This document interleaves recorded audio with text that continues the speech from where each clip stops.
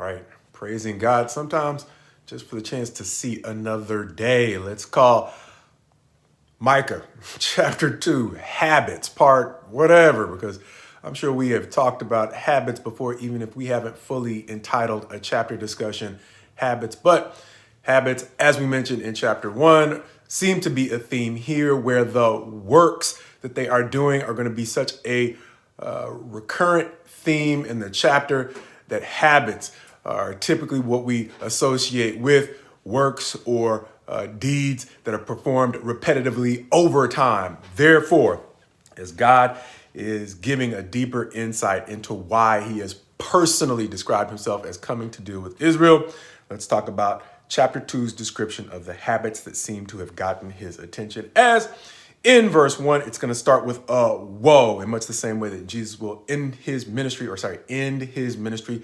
roundabout Matthew chapter 23's description of his ministry.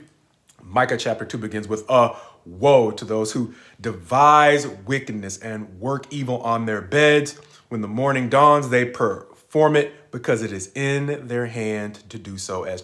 Verse 2 goes on to say they covet fields and seize them in houses and take them away. They oppress a man and his house, a man and his inheritance. As the very first two verses of the chapter run through about 5 specific deeds that they are doing that have gotten God's attention. The first being devising wicked. The second being working evil. Location is important. Where? On their bed, so that when they get up in the morning, they're primed to repent, right? No, of course not.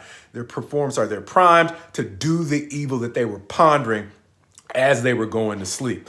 Understanding that they're doing it because it's just in their ability to do so. Much like Habakkuk will describe the Chaldeans, the wicked nation, we'll call them, even though they had some bright spots we've talked about from the book of Jeremiah and the way that they saved Jeremiah and carved out a space for those who had been oppressed in Israel to finally be free from their oppression. They still did a lot of things that were flat out wicked because their law essentially extended from whatever they could get away with. And so God is using a similar description of his people here when he says they do it because they can get away with it at the end of verse 1. However, it's going to go on in verse 2 to give us 3 more verbs that describe how far his people have fallen, saying they are coveting, looking at somebody else's lane, wanting what's over there, and seizing, once again, whatever they can get away with, taking away as they oppress a man and his house. That last verb I'm looking at might actually be 7 verbs. I think I left out take. But either way, 6 verbs. I might have left out take. That's an aside. It's nitpicking. There's a lot of stuff that they're doing that has attracted God's attention as we move to a therefore statement in verse 3 saying that their deeds have produced an environment from which God is going to allow no escape in verses 3 and 4, giving us the opposite of what we said seems to be a green flag of a healthy relationship with God, where no matter how walled in we might seem, God can use the smallest of things to give us a ray of hope, and not just a ray of hope, empty wishing, but an actual way out. However, as we have seen in the prophets before, woe to us when God actually turns and becomes our enemies. Micah is giving us what seems to be another perspective on that. Israel, or at least the majority of Israel, has done dirt for so long to their fellow Israelis that God is stepping in to wall in those who have been doing dirt to a point where there is no escape.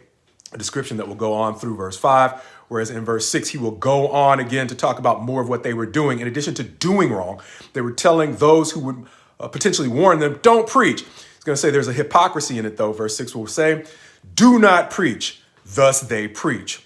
One should not preach such things. Disgrace will not overtake us, patting themselves on the back for the fact that they believe their future is going to look just as bright as they're right now. God is saying that is not true. It's a faulty assumption. As verse 7 is going to say, should this be said, as he's going to go on to say, do not my words do good to him who walks uprightly? They couldn't necessarily care about that, though, because they're getting away with it in the present, thinking that it's going to be there forever. Verse 8 is going to go on to say, his people have gone on from simply trying to shush those who might tell them the truth to essentially making prey out of those who still seem to have a healthy perspective on life, not being overly suspicious around the people who they probably should suspect of wrongdoing, because the rest of Israel has turned itself over to doing dirt and taking advantage of those who are unsuspecting. Going on in verse 9 to talk about the way in which that habit of trying to take property or oppress to take property doesn't seem to have any legitimate limits, because they don't even respect women who they are driving out of their homes, and likewise the effects it might have on the children who are being driven out, just so that they can have a new opportunity to come up on somebody else's, or what is in somebody else's lane, as we sometimes call it here. Verse 10 is going to go on and say, "Arise and go, for this place is no place to rest," as he is going to use verses 10 and 11 as kind of a soft descent to talk about in all of this, even though there are a number of people who are being taken advantage of in a society that has descended to this level, God is still going to carve out a remnant from his people, presumably out of those who have still maintained their integrity and, because of it, may be taken advantage of in a society that has declined to this degree. Which may help explain why this chapter that devotes so much attention to describing the suspect habits at work in Israel, the ESV simply entitles, "Woe to the oppressors."